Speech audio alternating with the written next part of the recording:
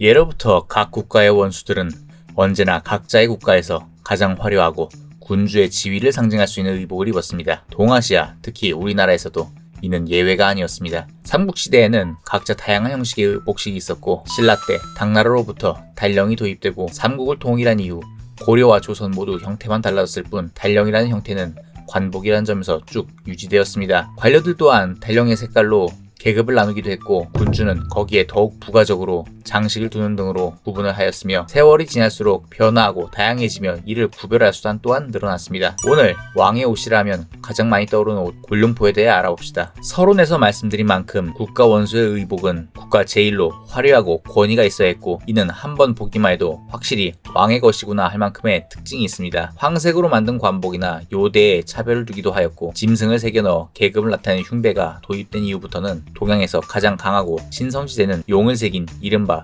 용보를 부착한 관복을 착용하였는데, 이것이 바로 우리가 아는 곤룡포입니다. 관료가 아무리 높다 할지언정 임금의 아래인 만큼 현실에서 존재하는 영물이나 신성시대인 동물이 수없이 많다 할지언정 용을 뛰어넘는 동물은 없습니다. 이 용포의 개념이 확립된 후 동양에선 중국을 중심으로 군주는 바로 이 용포를 착용하였고, 황색이 황제의 색이라 하여 주변국에서는 제한을 둔 이후에도 용이 그려진 관복은 한자 문화권에선 일본을 제외하고 군주들이 입는 옷으로 유지되었습니다. 고려 말에도 왕은 명나라식 용포를 입었다고 되어 있고, 조선에서도 쭉 이어진 형태이니 여말선조 때 왕의 복식은 왕조가 한번 바뀌었을지언정 크게 다르지 않았을 것으로 예상됩니다. 한국에 크게 알려져 있는 용포의 색깔은 청룡포와 홍룡포, 황룡포 등이 있었으나 유물이 남아있지 않고 매체에서 크게 다루어지지 않았을 뿐이지 다양한 색의 용포가 있었으며, 의외로 붉은색의 용포는 세종대왕부터 또 명나라에 책봉이 있었을 때만 가능했다고 합니다. 한마디로 태종까지는 청룡포를 주로 입었으며, 매체에서는 태조 혹은 상왕만이 입는 것으로 여겨지는 청룡포는 태종까지는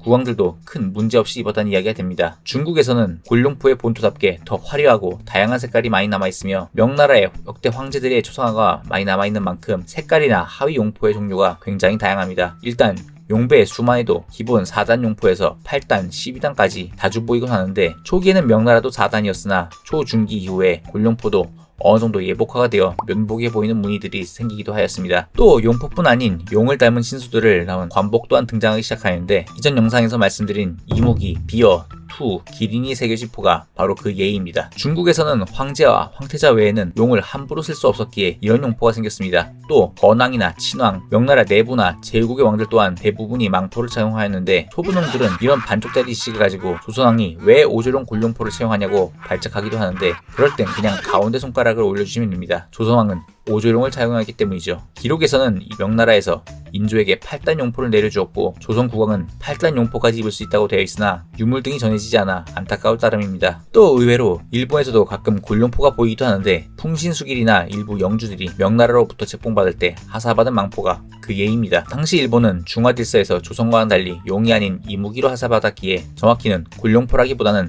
망포라고 보는 것이 적절할 듯합니다. 곤룡포도 관복의 기름인 만큼 관료들의 단령과 착용 방식이 크게 다르지 않습니다. 초기 청룡포와 홍룡포로 예를 들어 보여드리자면, 첫 번째 요선 천릭을 입는다, 두 번째 직령 혹은 다포를 그 위에 입는다, 세 번째 곤룡포를 그 위에 입는다, 네 번째 옥대와 익성관을 채용한다. 조선은 형태만 조금 달라졌을 뿐이지 남아있는 어진들을 보아도 대개 4단 용포가 쭉 이어져 내려왔습니다. 곤룡포의 초기에는 용이 반측면을, 중기부터는 정면을 바라보고 있다 라고 퍼져 있는데, 조선 후기 헌정으로 추정되는 어진을 보면 용이 측면을 보고 있는 것을 알 수 있습니다. 현재 원 주인이 확실한 어진 중에서 그나마 온전히 남아있는 거나 복원된 것은 추존 왕을 제외하고 태조, 세조, 영조, 설종, 고종, 순종뿐이고, 곤룡포만을 따진다면 설종은 제외입니다. 일제강점기 6.25 전쟁 때도 거의 온전히 남아있던 어진이 몇 점을 빼고 1954년 부산 용두산 대화제 때 대부분이 불타버렸습니다. 문화 대혁명을 겪은 그 중국조차 명나라 황제의 어진이 대부분 온전히 남아있는데, 우리는 조선 왕의 공룡포를 보지 못하고 그저 기록과 상상에만 맡겨야 한다는 것이 참 안타까울 뿐입니다. 그저 현대판 홍위병들이 날뛰는 가운데 남아있는 것들이라도 온전하게 보존하길 바랄 뿐이라는 것에서